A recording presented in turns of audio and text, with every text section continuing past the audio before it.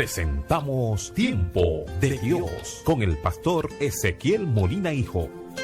Una palabra de fe que puede transformar. Génesis capítulo 12. Este mensaje está marcado con el número 1784 para los muchachos allá en las grabaciones. Dice la Escritura: pero Jehová había dicho a Abraham: vete de tu tierra y de tu parentela y de la casa de tu padre a la tierra que te mostraré, y haré de ti, préstele atención a ese verso 2, y haré de ti una nación grande, y te bendeciré y engrandeceré tu nombre, y serás bendición.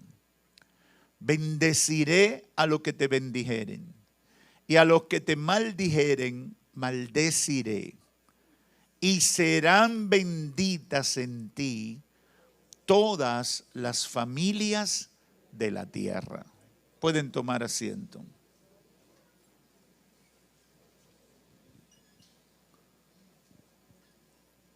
Quiero hablarles con el tema Israel, un testimonio para el mundo. En estos días hemos estado expuestos al desarrollo de uno de los episodios de crisis política y social en el Medio Oriente. Y digo uno de los episodios porque los que tenemos unos añitos nos hemos dado cuenta que eso es recurrente. Específicamente en este momento entre Israel y una facción de lo que se conoce hoy como Palestina, dirigida por un grupo terrorista llamado Hamás.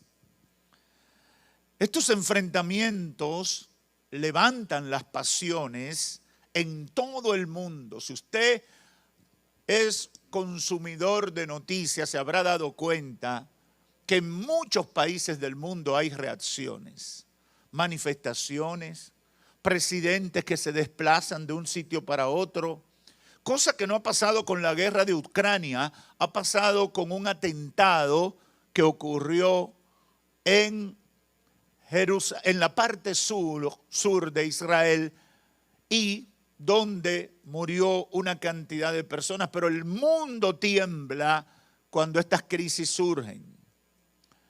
En el centro del conflicto está Israel, y un territorio pequeño y que directamente no tiene un valor extraordinario porque es prácticamente un desierto. Cuando uno ve eso, y el que no tiene conocimiento ni de lo que dice la palabra o tiene escaso conocimiento de la historia universal, se preguntará: ¿por qué una nación tan pequeña, de solo 9 millones de personas, con un territorio que es aproximadamente la mitad de la República Dominicana? ¿Por qué una nación que renació de la nada en 1948 solo tiene unos 75 años de haberse fundado en la edad moderna? ¿Por qué tiene tantos enemigos? ¿Por qué despierta tantas pasiones? ¿Por qué su vida es una permanente batalla? ¿Por qué en la historia, desde que nació en la antigüedad, han sufrido invasiones, dispersiones, aplastamiento, etcétera, y todavía siguen formando parte de la agenda del mundo contemporáneo? ¿Por qué Israel en 75 años se ha convertido en una potencia mundial? ¿Por qué se ha desarrollado tan asombrosamente? ¿Por qué el índice de desarrollo humano lo coloca entre los 20 primeros lugares del mundo, de los países del mundo?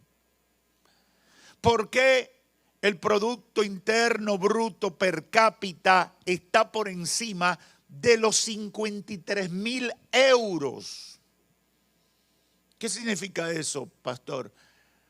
Que el ciudadano más sencillo de Israel mueve en su economía 53.000 euros al año. Eso es impresionante. Eso es impresionante. ¿Por qué es una potencia agrícola cuando vive en el desierto? ¿Por qué es una potencia militar? ¿Por qué es una potencia tecnológica? ¿Por qué desde el 1966 para acá 13 israelitas han ganado el premio Nobel en diferentes áreas del saber humano? ¿Qué es lo que pasa con esta nación? La respuesta, sin mucha teología y sin mucha información, la respuesta simple es: Israel es una señal de Dios para el mundo. Eso es lo que pasa. Es una señal de que hay un Dios que hace cosas y que tiene el control y que no está muerto como muchos han querido promover. Y debemos sustentar esto con un poquito de historia. Dios le promete a su siervo Abraham, número uno, que haría de él una nación. Y una nación grande. Que sus descendientes, en segundo lugar, serían privilegiados porque sería una nación grande, impactante, imponente, destacada. Y tercero, que ellos vendrían a ser el canal para una bendición universal. Eso es lo que está diciendo los primeros 3 versículos del capítulo 12 de Génesis. Escúchalo con atención. Pero Jehová habló, pero Jehová había dicho a Abraham: vete de tu tierra y de tu parentela y de la casa de tu padre a tierra que te mostraré. Le está pidiendo que salga de su entorno. Y el verso 2 dice: y haré de ti una nación grande. 2, te bendeciré. 3, y engrandeceré tu nombre. Y 4, serás de bendición. Eso es Dios que está diciendo. Pero sigue, verso 3, bendeciré a los que te bendijeren. Y a los que te maldijeren, maldeciré. Y la parte que más me gusta, porque tiene una trascendencia teológica poderosa, y dice: y serán benditas en ti todas las familias de la tierra. Oh, gloria a Dios. Aleluya.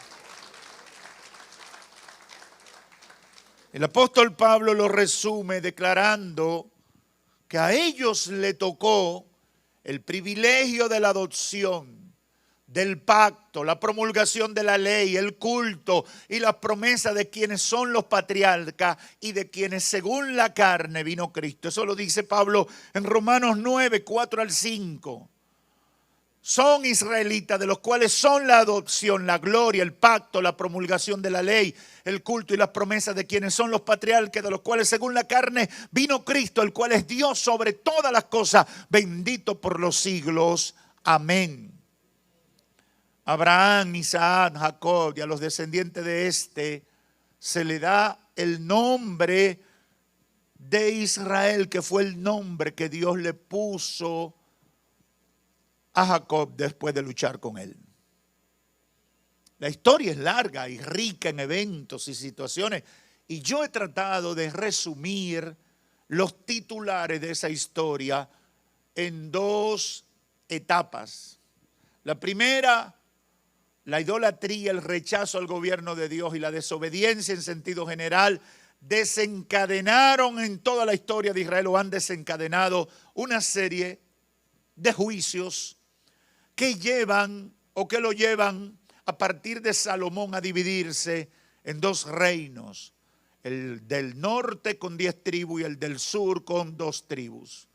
Luego son invadidos y en su mayoría deportados a Siria y a Babilonia. como lo dice Segunda de Reyes 17, 1 al 23. Solo después de 70 años en cautiverio retorna una parte para reconstruir Jerusalén, principalmente el templo, en los tiempos de Esdras y Nehemías, sin poder levantar el trono de David. La segunda parte la resumo. Ante la llegada del Mesías y bajo el dominio mundial del Imperio Romano, ellos cometen la grave falta de rechazar al enviado de Dios por no entender el plan perfecto de Dios para ellos y el papel que jugarían para la salvación del mundo. Esto desencadena el juicio de Dios sobre ellos, como lo declara Jesús en Mateo 21, 38 al 43, cuando dice: mas los labradores, cuando vieron al hijo, dijeron entre sí: este es el heredero, venid, matémosle y apoderémonos de su heredad. Y tomándole le echaron fuera de la viña y le mataron. Cuando venga pues el señor de la viña, ¿qué hará aquellos labradores? Le dijeron: a los malos destruirá sin misericordia y arrendará su viña a otros labradores que le paguen el fruto a su tiempo. Jesús le dijo: ¿nunca leísteis en las Escrituras? La piedra que desecharon los edificadores ha venido a ser cabeza del ángulo. El Señor ha hecho esto y es cosa maravillosa a nuestros ojos. Por tanto os digo que el reino de Dios será quitado de ustedes y será dado a gente que produzca los frutos de él. En el 23, 33 al 39 sigue hablando Jesús cuando dice: serpiente, refiriéndose a la nación, generación de víboras, ¿cómo escaparéis de la condenación del infierno?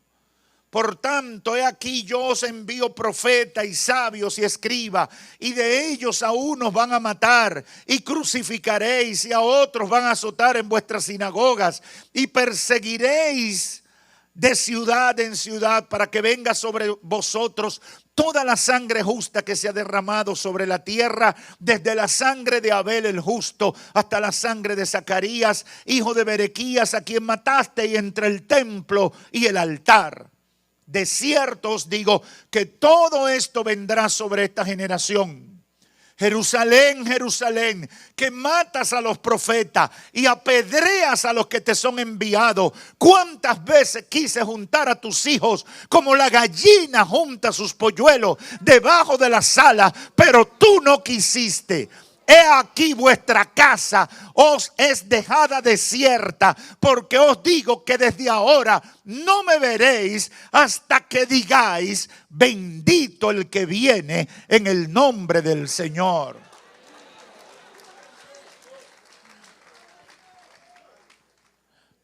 Hermano, a veces uno lee la palabra y uno no está contextualizado lo que se está diciendo.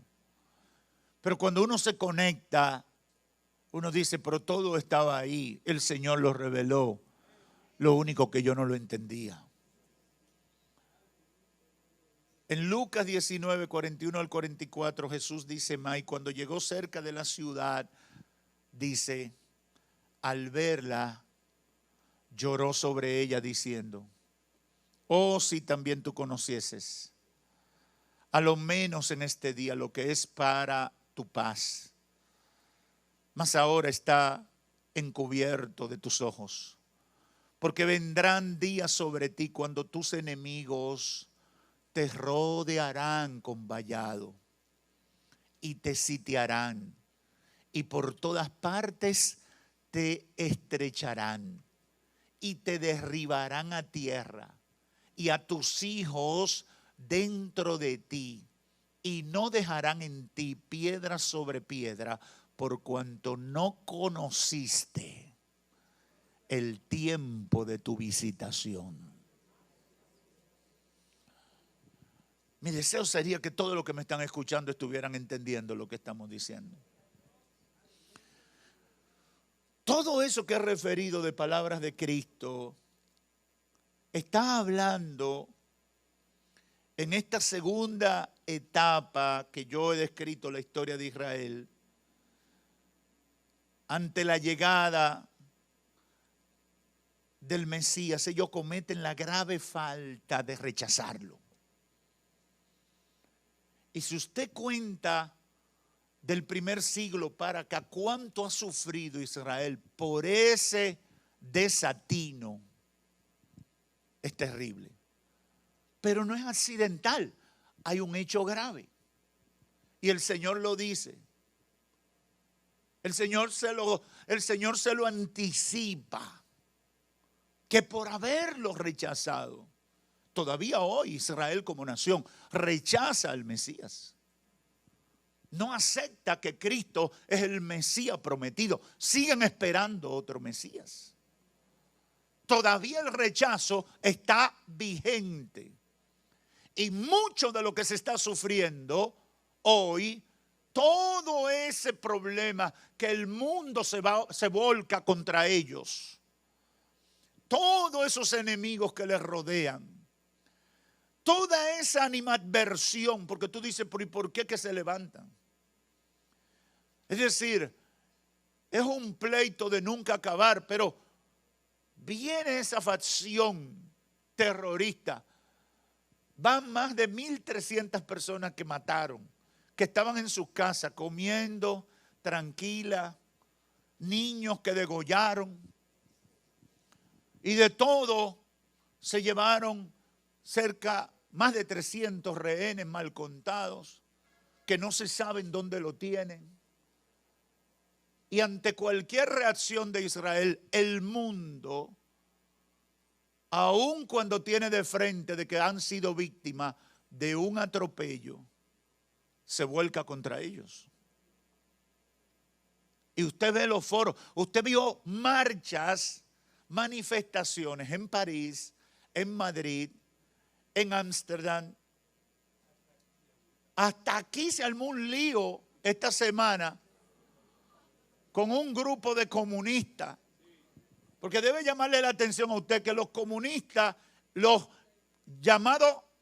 comunistas old fashion, los neocomunistas y los llamados progresistas, que son todos la misma cosa, esa gente no le importa que esos terroristas matan niños, son pedófilos, atropellan a las mujeres y todo lo malo lo hacen, pero ellos están a favor de ellos. Y todos los gobiernos de eso. Usted vio el presidente de Venezuela expresarse tan bruto, porque lo que le pasó a su antecesor debería llamarle la atención. El presidente de Colombia y todos los presidentes de esa línea, todos apoyando a los terroristas. Y uno se pregunta, ¿y por qué ese odio contra Israel? ¿Por qué son tan perseguidos? ¿Por qué son tan atropellados? Lo que hizo Hitler contra ellos en el Holocausto, eso no tiene punto de comparación. Mal contado, 6 millones de personas que solamente por ser descendiente de una nación, ni siquiera habían vivido mucho en esa nación, solamente por ser descendientes de esa nación, los mataron con sufrimiento de todo tipo. Obviamente, humanamente y al margen de la Biblia, eso no tiene explicación. Pero cuando vamos a la palabra de Dios encontramos mucha información que nos aclara qué es lo que está pasando. Acontecimientos históricos que revelan el cumplimiento de la profecía. Le voy a poner algunos titulares. La invasión de los asirios y los babilonios son el inicio de una serie de juicios que por sus pecados cayeron sobre este pueblo por 70 años. Hasta el 538 a.C., cuando Ciro, con la restauración del imperio persa, comienza el regreso. En el año 70 después de Cristo, a la muerte de Nerón, Tito, el hijo de Vespasiano, un hábil general romano, fue enviado a reducir a la obediencia la insurgencia judía y destruyó el templo. Aplanaron las paredes y 1 millón de judíos perdieron la vida. En el período bizantino, 325 al 614 después de Cristo, Constantinopla o Bizancio se convierte en la capital de la mitad oriental del Imperio Romano. El cristianismo se extiende después de la conversión de Constantino. Se construyeron iglesias y floreció Palestina. Sin embargo, los judíos fueron perseguidos aún por los mismos cristianos hasta que apareció Juliano el apóstata, que por refutar la profecía del Salvador los apoyó. En el periodo del 614 al 634, los persas, encabezados por Sharbaraz, conquistaron a Jerusalén y murieron miles. Luego fueron reconquistados por los bizantinos en el 629. En el 637, el general árabe Omar, un seguidor de Mahoma, conquistó a Jerusalén. En el 1009 después de Cristo, los musulmanes ordenaron la destrucción de la iglesia del Sagrado Sepulcro y unos 30.000 edificios cristianos de esa época. En el 1076 los turcos ocuparon a Jerusalén. Luego Jerusalén y Palestina fueron invadidos y conquistados por los turcos seleúcidas entre el 1072 y 1099 después de Cristo. Luego sufrieron las cruzadas entre el 1099 y 1291, el periodo de los mamelucos que invadieron entre 1291 y 1517. Luego le siguió el periodo turco otomano entre 1517 y 1917. Y en el 1917 el imperio británico con el general Allenby conquistan Palestina hasta la liberación en el 14 de mayo de 1948, cuando vuelven a convertirse en nación ante una asamblea de 400 personas, porque más de 100.000 habitantes judíos de Palestina no pudieron participar de la asamblea porque sus enemigos árabes se lo impidieron. Y yo sé que mucha gente dice, pastor, ¿y eso estaba ahí en la historia? Yo no he dicho nada. Yo lo que estoy tratando de provocarle un problema a usted para que no se quede tranquilo. Eso es lo que estoy tratando. De que usted reaccione y entienda que no es como dicen muchos medios. De que las cosas no es como el sistema satánico muchas veces la proyecta. Porque nosotros tenemos que llevarnos de la orientación de la palabra de Dios y confirmar la palabra de Dios a través de la historia. Porque lo bueno de la palabra profética que ha sido revelada en la Biblia, es que es comprobable en la historia. Israel es un testimonio para el mundo, de todas las maneras que usted lo quiera ver. De todas las maneras que usted quiera verlo, por donde quiera que usted lo analice, es un testimonio para el mundo, de que hay un Dios, de que hay una palabra empeñada de Dios, de que hay un pacto, de que hay una agenda profética, de que las cosas no están sucediendo porque suceden. Y eso es bueno que lo entiendan hasta los cristianos, porque a veces siento que aún los cristianos están en la luna de Venecia frente a las cosas que están pasando. Obviamente vendrá gente que tratará de sacar la palabra profética de contexto e inventarse una cantidad de teorías, y por eso nosotros como cristianos tenemos que conocer lo que dice la Biblia. Tenemos que preocuparnos porque nuestra lámpara y nuestra lumbrera, el enemigo tratará de confundirnos en el camino. El enemigo tratará de promover ideas contrarias a la verdad. Mentiras maquilladas, falacias que aborten ese proyecto maravilloso que Dios está desarrollando contigo. Israel es un testimonio para el mundo por su sufrimiento. Ninguna nación había desaparecido, durar tantos años fuera del mapa y de repente surgir otra vez. Ninguna nación que vaga por el mundo dispersa mantiene su cultura, mantiene su identidad y mantiene su fe durante siglos sin existir como nación. Y ellos lo lograron. ¿Por qué? Por Deuteronomio 6. Es por eso. Y por eso cuando usted empieza a contrastar los hechos históricos, entonces usted comienza a encontrar la respuesta en la palabra. Porque es la única manera de verlo.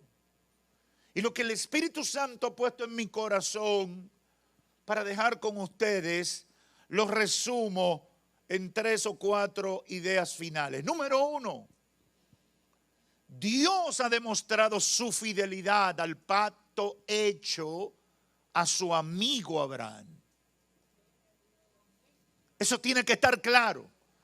Dios ha demostrado su fidelidad al pacto hecho a su amigo Abraham, reafirmando que Él es un Dios de pactos inquebrantables.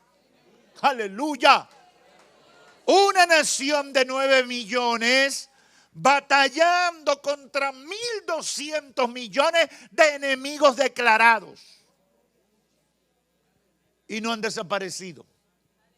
Han enfrentado 5 guerras, conspiraciones de alto nivel por todos sus vecinos, ganando misericordiosamente en todas ellas. No porque son los mejores, porque están bajo pacto. Aleluya. Están bajo pacto. Eso es todo. No le busquen la vuelta. No que los judíos son los más inteligentes. No, no son los más inteligentes. No que son los más sabios. No, no son los más sabios.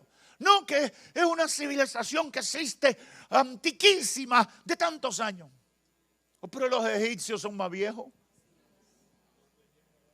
Y dice mi papá que el Cairo es peor que cualquier ciudad de un país tan pobre como Haití o otros así, tan terriblemente subdesarrollados. En segundo lugar, debemos tener claro que Israel ha sido escogido por Dios para ser un modelo de su relación con el hombre. Y eso es lo que tenemos que entender a la luz de todo lo que pasa. Dios ha escogido a Israel para ser su modelo de relación con el hombre, su pueblo. Pero a ellos le ha costado entender el favor de Dios para su vida. Y de manera insensata han tomado consuetudinariamente decisiones equivocadas que han desencadenado la ira de Dios sobre ellos. De ahí tanto sufrimiento para ellos y sus vecinos que tampoco entienden lo que es el pacto de Dios con Abraham. Estarán buscando la paz. Israel busca la paz, anhela la paz. Si toda su vida se la han pasado en guerra. Mucha gente no sabe que todas las casas en Israel tienen un cuarto de seguridad blindado contra bombas. Tú no puedes construir una casa en Israel así, ay, que aquí tengo un jacuzzi, que aquí tengo el family, que aquí tengo qué sé yo, que aquí la habitación. No, antes que todo, tiene que tener una habitación de seguridad en el sótano o donde sea, que no penetren bomba. Porque ahí tiene que meterse la gente tan pronto suenan las alarmas. Porque ellos están esperando siempre que van a ser atacados. Están entrenados para salir huyendo. Están preparados constantemente. ¿Se recuerdan cómo era en tiempos de Nehemías cuando estaba intentando la restauración? Me gusta esa parte cuando la palabra dice que con una mano empuñaban las herramientas para trabajar y con otra mano tenían la espada para enfrentar los enemigos. Esa ha sido la historia de Israel. Eso no es solo ahora. Ahora ellos estarán buscando la paz y en esa búsqueda, dice la Escritura, pactarán con el anticristo. Serán engañados. Y entonces, como advirtió Jesús, tendrán que enfrentarse al que le traspasaron y crucificaron en una cruz. Aleluya. Esa es la verdad. Y cuando uno ve todos estos movimientos, uno sabe que se acerca lo que se anunció. Que cada día está más cerca lo que se anunció. Aunque siglos atrás muchos pensaron que esas cosas no ocurrirían. Ayer escuchaba la entrevista con un abogado constitucionalista y estaban hablando del problema que hay para defender los derechos internacionales. Los derechos internacionales, por ejemplo, dicen, bueno, hay una guerra en Ucrania, hay una guerra de Israel con los palestinos, pero no hay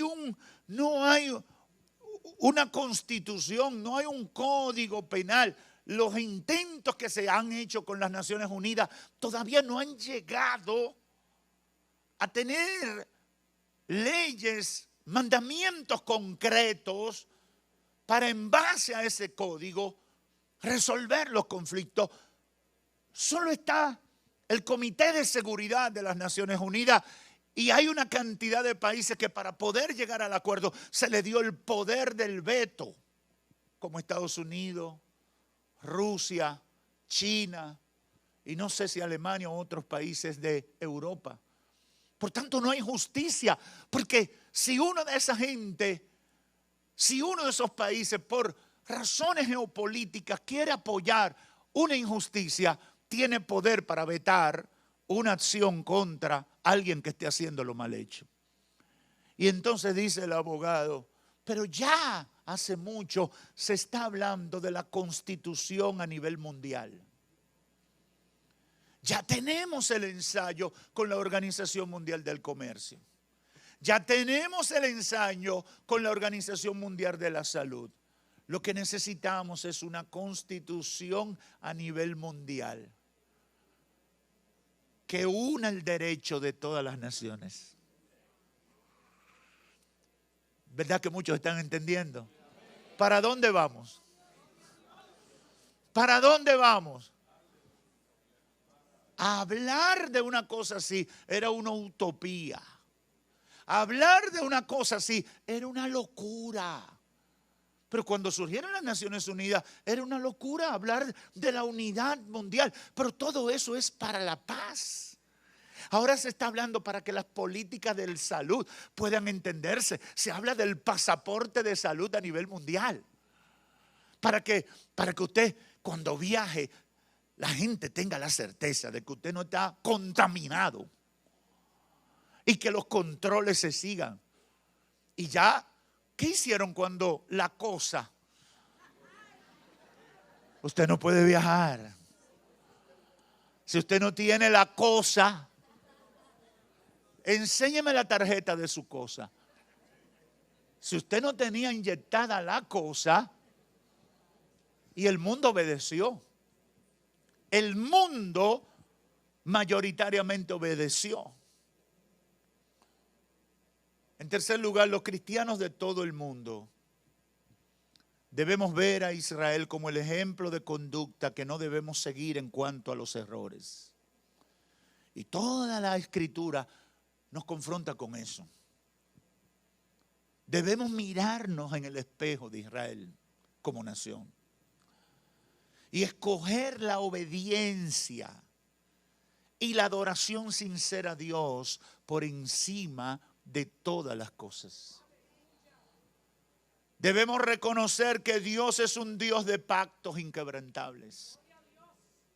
Pero también debemos reconocer que Dios es justo, que castiga la desobediencia de sus hijos y no pasará por alto el pecado de los seres humanos que no se humillan ni son capaces de reconocer a Jesucristo como Señor y Salvador de sus vidas.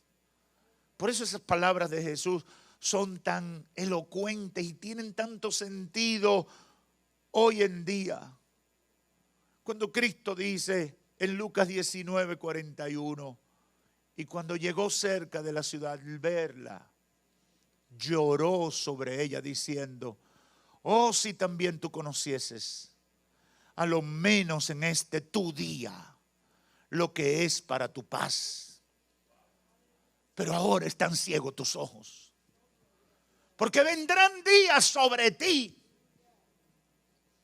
Estaba profetizando, pero ellos no lo entendían. Y Cristo está diciendo, vendrán sobre ti días terribles, cuando tus enemigos te rodearán con vallado y te rodearán y por todas partes te van a presionar y te derribarán a tierra y a tus hijos dentro de ti. Te van a sacar los muchachos de la barriga. ¿Cuántos han visto hoy en día fotos de niños? ¿Por qué esos demonios le ha cogido con los niños? Es por el odio que tienen dentro. Cuando hay reglas en la guerra que se respetan. Ni a los niños, ni a las mujeres, ni a los hospitales. Esas cosas no se atacan en la guerra. Porque le pueden ayudar a todo el mundo. Pero el odio que tienen los enemigos de Israel es tan grande que no le importa hacer explotar un hospital lleno de gente enferma. No les importa agarrar niños y desgollarlos. No les duele. Y es lo que Cristo estaba tratando de decirle. Derribarán a tierra y a tus hijos dentro de ti y no dejarán en ti piedra sobre piedra por cuanto no conociste el tiempo de tu visitación. Porque rechazaste a tu Salvador. Porque rechazaste al que venía para ayudarte. Porque rechazaste la salvación de Dios para ti. Por eso, hermanos, debemos reconocer esa realidad ante todo lo que está pasando. Porque Dios no pasará por alto el pecado de los hombres que no se humillan, ni son capaces de reconocer a Jesús como Señor y Salvador de sus vidas. Por eso vamos a cumplir en obediencia con la oración del salmista David en el Salmo 122:6, cuando dijo: pedid por la paz de Jerusalén, como una oración intercesora. Porque sabemos que Dios tiene que ejecutar su plan y hay cosas que nosotros no la podemos cambiar. Nosotros no la podemos cambiar. En el segundo mensaje de este día voy a hablar del vínculo que tenemos nosotros con todo este proyecto de salvación y cómo estamos conectados con Abraham y la promesa. ¿Cuál es el verdadero Israel que Dios espera que se levante en medio de todo esto? Quiero terminar diciendo a los amigos que me están escuchando y también a los hermanos, frente a toda la realidad que hemos planteado, que solamente hemos dado pinceladas, con el ejemplo del pueblo de Israel, lo que nos corresponde es actuar en obediencia y reconocer inmediatamente a Jesucristo como tu Señor y tu Salvador. Cuando uno ve la realidad de la verdad de la Biblia, ve cómo la Biblia se valida sola, cómo la palabra es viva, es relevante, es actual. Tú te das cuenta que es Dios que ha hablado a la humanidad a través de su palabra. Y todo lo que dice la palabra de Dios es oportuno que nosotros le hagamos caso cuando podemos, ahora que hay tiempo. Y amigo o amiga que me escucha, dentro y fuera de este templo, tú tienes que reaccionar. Frente a todos estos acontecimientos, hay una verdad. Hay una verdad que resuena como trompeta en la mente y el corazón de todos los que estamos siendo testigos de lo que pasa. Israel es un testimonio para el mundo.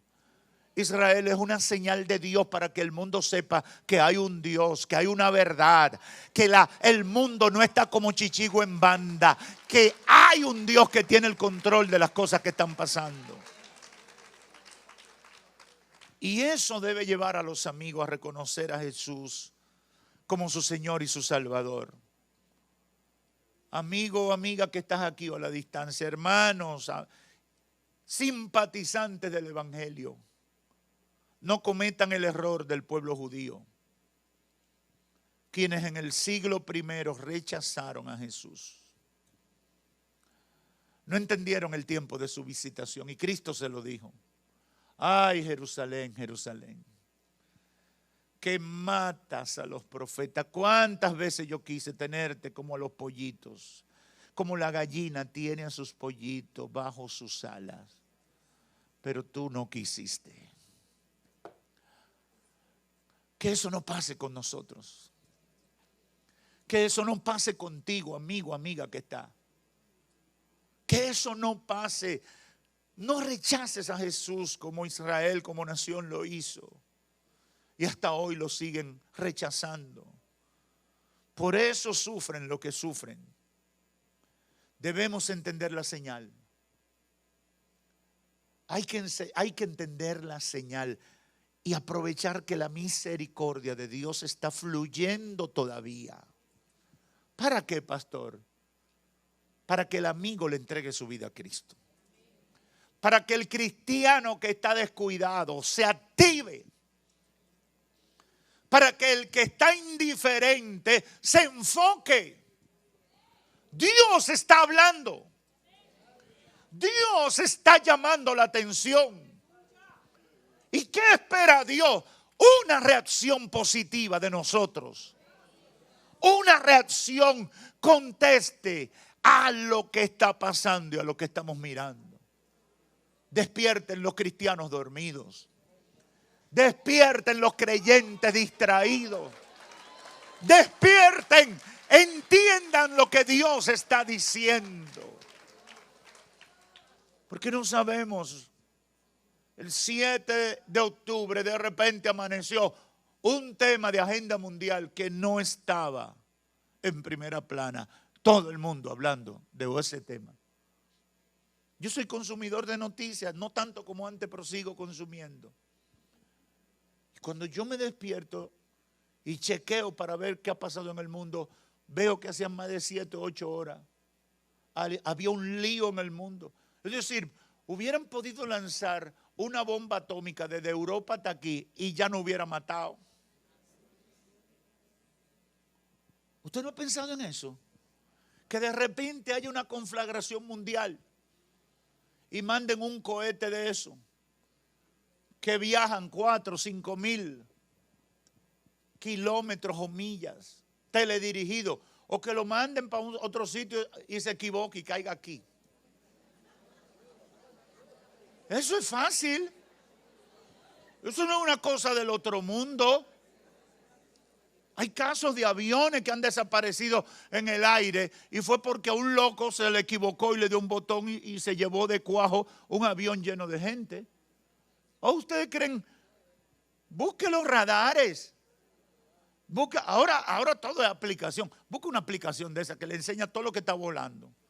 Mire, cuando yo veo esas aplicaciones de que dicen cuántos aviones hay en el aire, cuando yo quiero viajar, yo como que pienso en bajarme porque yo digo, van a chocar. Si un control de eso aéreo amanece borracho o se da un pase de droga, está el choque en el aire, que eso da pena. Yo le digo a los hermanos que viven en Miami, digo, yo no sé cómo ustedes viven con todos esos aviones, todos esos pájaros subiendo y bajando encima de ustedes el día entero. Una cosa impresionante. No rechaces a Jesús. Evangélico, cristiano, despierta de ese sueño de muerte. Amigo, conviértete a Cristo. Las cosas que están pasando deben provocar una reacción.